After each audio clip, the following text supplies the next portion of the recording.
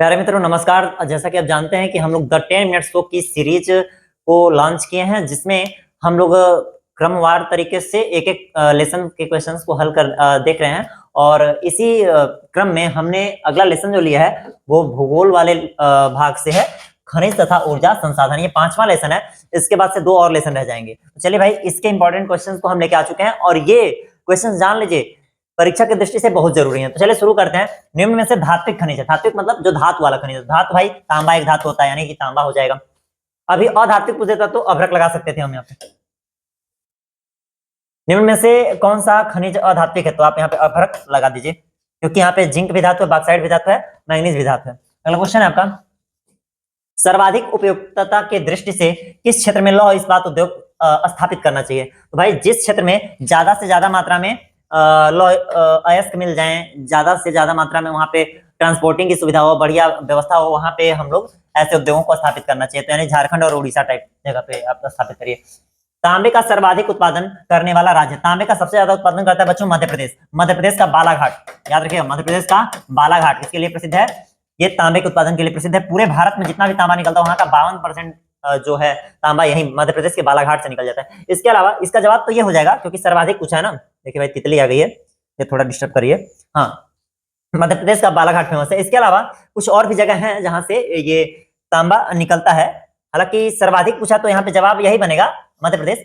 लेकिन इसके अलावा राजस्थान का एक जगह है जिसे हम लोग कहते हैं राजस्थान का खेतड़ी। राजस्थान के खेतड़ी नामक स्थान से यहाँ पे बहुत ज्यादा तांबा प्राप्त होता है। इसके बाद आगे बढ़ते हैं हम लोग। अगला क्वेश्चन है अपना, बॉक्साइट किसका अयस्क है? बॉक्साइट एल्यूमिनियम का अयस्क होता है। आप सभी लोगों को याद होगा, बॉक्साइट एल्यूमिनियम का अयस्क होता है। अगला क्वेश्चन है, झारखंड का जो कोडरमा है वो किसके लिए प्रसिद्ध है? तो झारखंड का कोडरमा अभ्रक के लिए प्रसिद्ध है। अगला क्वेश्चन है, अच्छा ये जो अभ्रक शब्द है ना भाई, अभ्रक, इसे अंग्रेजी में बोलते हैं माइका। क्या बोलते हैं? माइका। जो माइका होता है वो सबसे ज्यादा जो है वो प्राप्त किया जाता है आपको कौन से राज्य में? अगला क्वेश्चन है कि किस राज्य में सबसे ज्यादा उत्पादन होता है? आंध्र प्रदेश में माइका का सबसे ज्यादा उत्पादन होता है। अगला क्वेश्चन है आपका, कोलार। कोलार संबंधित है तो आप सभी लोगों को पता होगा, कोलार गोल्ड फील्ड। याद है कि नहीं याद है भाई? कोलार गोल्ड फील्ड, इसका चर्चा हम लोग पहले भी कर चुके हैं। कोलार गोल्ड फील्ड जिसे हम लोग शॉर्ट फॉर्म में कहते हैं KGF। क्या होता है? KGF। तो KGF जो है उसका संबंध किससे भाई? सोने से है। पूरा मूवी सोना सोना हो गया था। देखिए देखें आप लोग। अगला क्वेश्चन है यहाँ पे, निम्नलिखित में से कौन सा खनिज अपक्षयित पदार्थ के अवशिष्ट भार को त्यागता हुआ चट्टानों के अपघटन से बनता है? तो ये हो जाएगा अपना कोयला। कोयला जो होता है वो इस प्रकार से बनता है। अगला क्वेश्चन है, मुंबई हाई प्रसिद्ध है। तो मुंबई हाई जो है वो प्रसिद्ध है पेट्रोलियम के लिए। और मुंबई हाई के अलावा एक और भी जगह है फेमस, असम। असम का डिगबोई। असम का डिगबोई कौन सा जगह भाई? असम का डिगबोई। यहाँ पे भी बहुत ज्यादा पेट्रोलियम जो है वो प्राप्त किया जाता है। सबसे ज्यादा पेट्रोलियम असम के डिगबोई से ही मिलता है। और सबसे पुराना भी अगर पूछाएगा, सबसे प्राचीन या सबसे पुराना जो है अपना कौन सा जगह था, तो वो था कौन सा? असम का डिगबोई। अगला क्वेश्चन है, कोरबा। कोरबा जो है वो प्रसिद्ध है किसके लिए? कोयले के लिए। कोरबा कहेगा तो याद रखिएगा, कोरबा कोयले के लिए, क्योंकि इससे पहले भी एक शब्द हमने देखा यहाँ पे, कोरबा के जैसा ही एक शब्द था, उसका नाम था कोडरमा। क्या नाम था? कोडरमा था कि कोडरमा? हाँ कोडरमा। यहाँ पे देखिए कोडरमा, तो कोडरमा से आप कंफ्यूज ना हो जाएगा, कोडरमा अभ्रक कहेगा। और यहाँ पे कोरबा अगर कर दिया तो क्या कहेंगे आप लोग? कोरबा हो जाएगा अपना जवाब, कोयले से रिलेटेड। अगला क्वेश्चन है यहाँ पे, हेमेटाइट किसका अयस्क है? सभी लोगों को पता है लौह अयस्क होता है हेमेटाइट, मैग्नेटाइट लौह अयस्क होते हैं। इसके अलावा यहाँ पे एक क्वेश्चन का एक शब्द छूट गया यहाँ पे, देखिएगा, यहाँ पे एंथ्रासाइट होता है। यहाँ पे एंथ्रासाइट, एंथ्रासाइट, एंथ्रासाइट। एंथ्रासाइट का संबंध किस खनिज से है? तो एंथ्रासाइट जो होता है वो कोयले से रिलेटेड होता है। किससे? कोयला से। कोयला 4 प्रकार होते हैं यहाँ पे देखिए, एक पिट कोयला होता है, एक बिटुमिनस होता है। क्या होता है? बिटुमिनस। और इसके अलावा एक होता है लिग्नाइट, लिग्नाइट होता है। और एक होता है यहाँ पे एंथ्रासाइट, एंथ्रासाइट। और एंथ्रासाइट जो होता है सबसे उच्च कोटि का कोयला माना जाता है।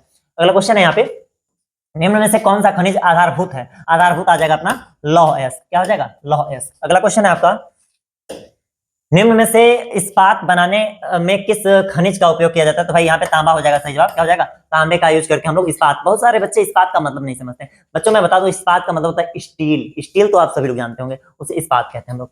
अच्छा, लौह अयस्क किस प्रकार का संसाधन होता है? तो भाई ये एक तरह का अनवीकरणीय टाइप का संसाधन होता है कि एक बार यूज कर लिए तो दोबारा से आप उसे यूज नहीं कर सकते। अगला क्वेश्चन है, निम्न में से कौन सा खनिज धात्विक है? तो धात्विक है भाई यहाँ पे, अभ्रक तो धातु है नहीं, कोयला धातु है नहीं, लौह अयस्क हो जाएगा। क्या हो जाएगा? लौह अयस्क। अगला क्वेश्चन है, भारत में पवन ऊर्जा का विशाल फार्म कहाँ पे है भाई? तमिलनाडु। तमिलनाडु में सबसे ज्यादा यहाँ पे पवन ऊर्जा को उत्पादन किया जाता है। अगला क्वेश्चन है, निम्नलिखित चट्टानों में से किस चट्टान के स्तर में खनिजों का निक्षेपण और संचयन होता है? तो तलछटी चट्टानें जो होती हैं इनमें खनिजों का संचयन होता है। यहाँ पे ऊर्जा का परंपरागत जो होता है उसे हम लोग कहते हैं अनवीकरणीय। अनवीकरणीय मतलब एक बार यूज हुआ तो खत्म। तो देखिए भाई, परंपरागत स्रोत जो होता है वो हो जाएगा यहाँ पे प्राकृतिक गैस, क्योंकि भाई ये अगर एक बार यूज हो गया तो भाई खत्म हो जाएगा। अगला क्वेश्चन है, मोनाजाइट रेत। मोनाजाइट रेत को कभी कभी मोनाजाइट सैंड भी लिख देता है। मोनाजाइट सैंड कहिए चाहे मोनाजाइट रेत कहिए, एक ही बात है। तो मोनाजाइट सैंड जो होता है उसमें सबसे ज्यादा कौन सा चीज पाया जाता है? थोरियम। बच्चों मैं बता दूं, थोरियम जो होता है वो भारत पूरे दुनिया में सबसे ज्यादा थोरियम का उत्पादन करने वाला देश है। याद रखिएगा, पूरे दुनिया में सबसे ज्यादा थोरियम का उत्पादन कौन से देश में होता है? तो भारत में होता है। अगला क्वेश्चन है यहाँ पे, झरिया प्रसिद्ध है। तो झरिया सबको पता होगा, कोयले से रिलेटेड है। झरिया में कोयले की खाने हैं यहाँ पे। अगला क्वेश्चन है, आग्नेय चट्टानों में पाया जाने वाला जो खनिज होता है वो होता है जिंक यानी जस्ता। जिंक किसे हम लोग कहते हैं? जिंक को जस्ता भी बोलते हैं। जिंक का संकेत होता है जेरियन। अगला क्वेश्चन है, निम्न में गैर परंपरागत का मतलब है अनवीकरणीय। अनवीकरणीय नहीं भाई, नवीकरणीय। नवीकरणीय मतलब कि एक बार यूज हुआ तो फिर दोबारा यूज हो सकता है, फिर यूज हो सकता है, फिर यूज हो सकता है। भाई बताइए, खनिज तेल एक बार यूज हो गया तो दोबारा यूज कर पाएंगे? नहीं। कोयला नहीं यूज कर पाएंगे। प्राकृतिक गैस नहीं यूज कर पाएंगे। सौर ऊर्जा, सूरज की ऊर्जा आज भी मिल रही है, कल भी मिलेगी, रोज मिलेगी, यानी ये हो जाएगा गैर परंपरागत। अगला क्वेश्चन है, निम्न में से कौन सा परंपरागत संसाधन है? तो परंपरागत का मतलब जो खत्म हो सके, खत्म हो जाए। तो खत्म हो जाएगा भाई, कोयला जो है वो खत्म हो जाएगा, बाकी सौर ऊर्जा खत्म नहीं होगा, ज्वारीय ऊर्जा खत्म नहीं होगा, पवन ऊर्जा खत्म नहीं होगा। तो वो खत्म नहीं होगा, लेकिन अपने क्वेश्चन तो खत्म हो गया भाई।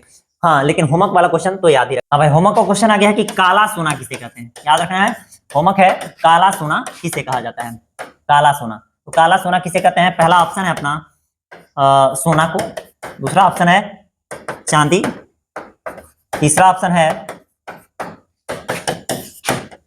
लोहा, चौथा ऑप्शन है कोयला। तो आपको बताना है कि काला सोना किसे कहते हैं, और सही जवाब आपको कमेंट बॉक्स में बताना है।